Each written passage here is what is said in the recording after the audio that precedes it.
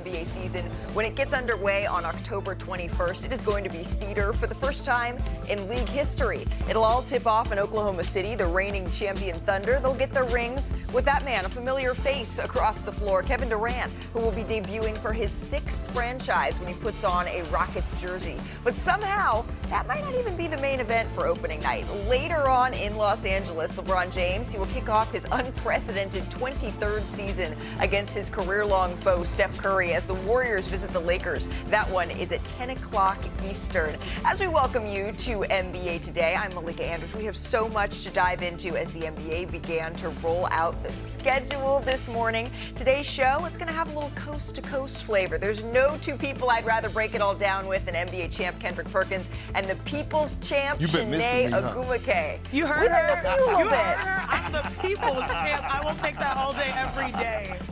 Stamp it, people's champ, my champs. Perk, hit me with one word. I know it's been a while, so you probably got a few, but just one word to describe this opening night slate that we just saw. Well, before I give you the word, Malika, I'm going to give you this word before my word to describe. Here we go already. It's hot. Preacher Perk. Now, I know I haven't been in the studio, but turn the damn AC on. Yeah, we have a little bit of a humidity situation, but you should be used to this. We from the H. Come on, bro. Yeah, but look, I'm going with the OGs. That's the word to describe opening night, right? Ladies and gentlemen, boys and girls, you went to the circus before. The greatest show on earth, right? In respect to the champs, their ring ceremony in Oklahoma City Thunder, but damn it, KD, LeBron James, Steph Curry is the attention, right? It's still their league.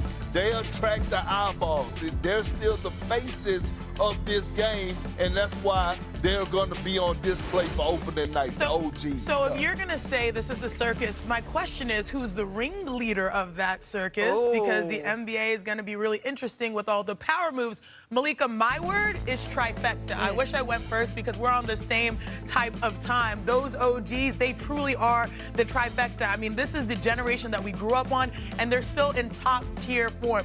Kevin Durant going to my Houston Rockets. Steph Curry looking at his Warriors like, are we going to make some moves? And LeBron James finally has what Perk likes to say, a skinny Luka a little bit. So my word is trifecta to see which, star, which ringleader will really come out on top.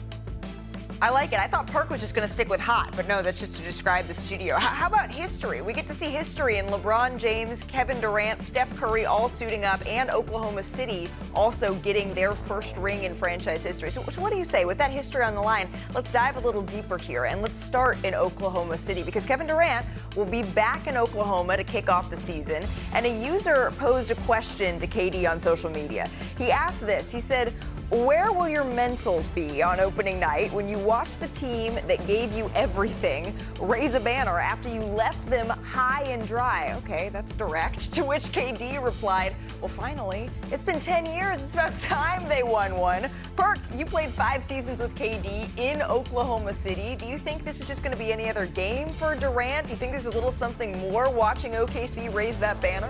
Hell yeah, it's going to be more. And by the way, we have rubbed off, the NBA Today family have rubbed off on Adam Silver. How? The pettiness. I'm here for it. Damn it, yeah, the pettiness. Houston in OKC, KD in OKC. The fan base still have yet to give him a round of applause for returning. Now, all of a sudden, you got to see the great KD has to walk into that building and watch not only the franchise he left raise their first banner, but also watch the best franchise player ever at SGA be able to watch and get his ring.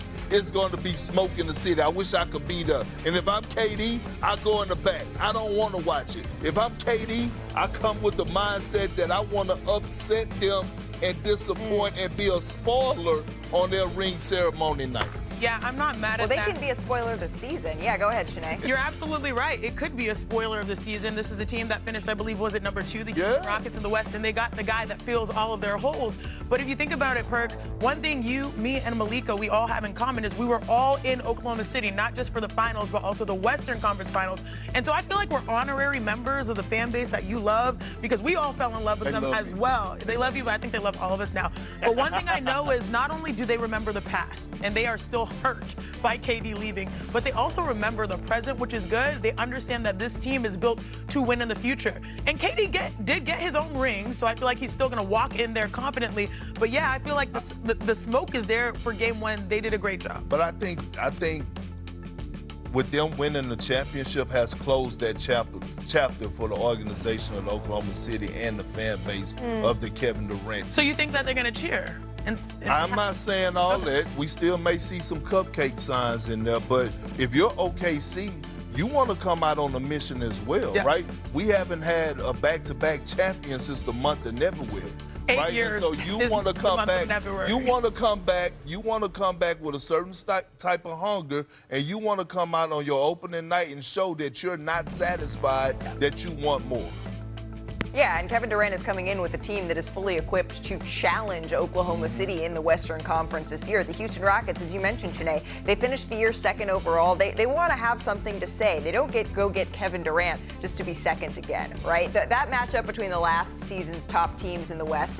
Maybe though, Perk, you're the appetizer expert, just an appetizer for the first night of the season, right? Because anytime you get Steph versus LeBron, this is not a salad. This is the main course. No matter what year it is the main event, right? They're going to both kick off their campaigns for that elusive fifth ring with a head-to-head clash. And there's no shortage of questions surrounding both of their teams. What does year 23 look like for LeBron? Are the Lakers officially Luka's team now? Did the Warriors put enough around Steph and the Warriors to cook up something special one last time? I had to get a little Hamilton in. One thing I do know. Right now, I mean, come on, it's fun. We know this though, friends. These teams, they answer the bell every time. They've played 56 times across the regular season, the playoffs, the play-in. LeBron has the regular season edge, but Steph Curry holds the lead in postseason wins, including in the NBA Finals. So, Perk, it's been over 10 years since the Steph-LeBron rivalry really kicked off here.